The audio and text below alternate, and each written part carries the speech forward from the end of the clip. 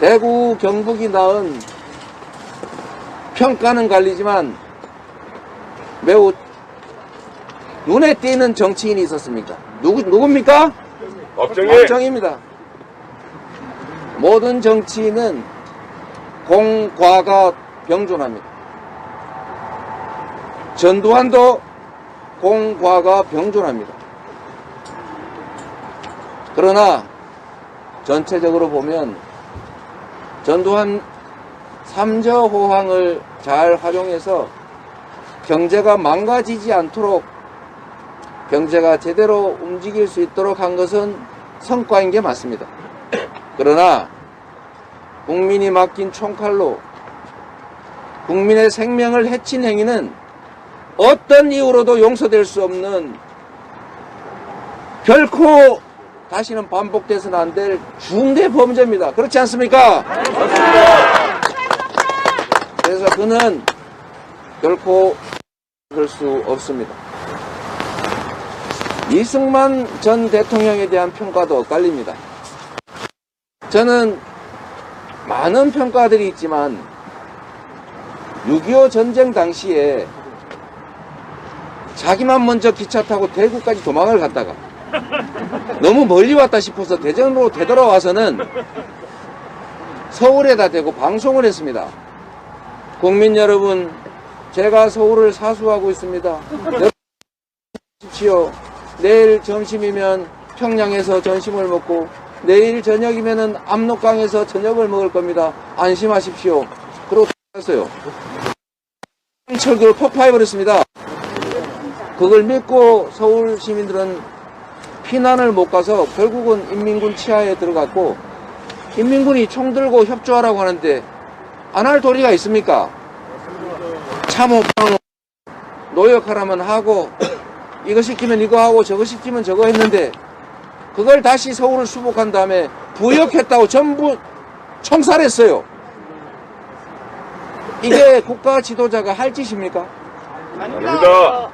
역시 용서할 수 없는 행위입니다. 그러나 이분이 딱 한 게 제가 볼 때 칭찬받을 만한 일이 있어요. 바로 농지 개혁을 한 겁니다.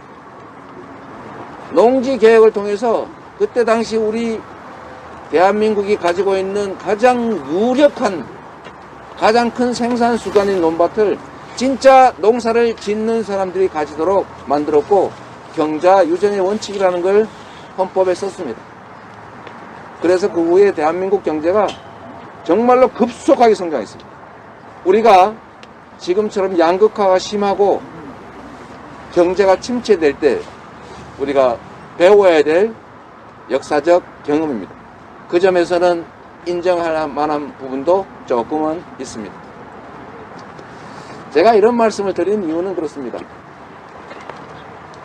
국가 지도자라고 불리는 대통령의 존재는 국가의 운명을 좌우합니다.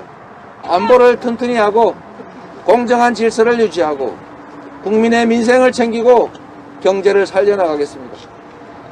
칠곡도 수도권 집중정책에 의해서 피해 입었습니다.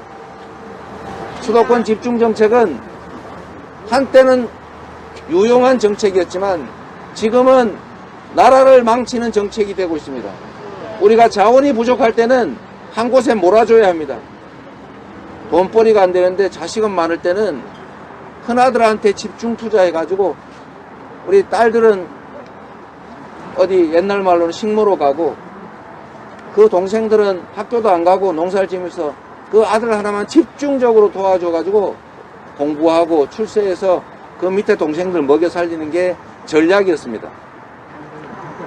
대한민국도 그럴 수밖에 없는 시기대가 있었습니다. 그러나 이제는 우리가 최저 상태를 벗어났습니다. 빈곤을 벗어났습니다. 이제 양을 늘리는 데 집중할 것이 아니라 그 구성원이 행복하게 사는 길을 찾아야 합니다. 그렇지 않습니까? 행복하게 사는 길, 이제 자원이 한쪽에 집중되면서 생기는 이 비효율을 극복해야 합니다.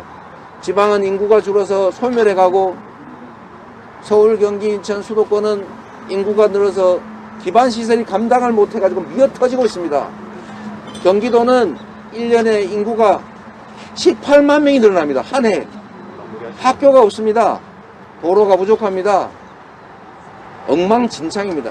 그래서 균형발전, 정부가 나서서 지방을 살리고 수도권을 분산시켜서 미어터지지 않게 하는 것, 이게 바로 앞으로는 국가가 지속적으로 성장하는 길입니다. 균형발전은 그냥 지방 사시는 분들 기분 좋으라고 하는 구두선이 아니라 이제 대한민국이 살아나기 위한 국가 생존 전략이 됐습니다. 자, 균형발전, 우리 칠곡이 살아날 수 있게 할 사람이 누구겠습니까? 이재명! 이재명! 이재명! 자, 여러분을 믿습니다. 칠곡을 여러분께 맡깁니다. 여기 함께 계신 우리 칠곡 국민들께서 대구 경북을 비비는데 큰 역할 해주십시오. 여러분을 믿겠습니다. 고맙습니다.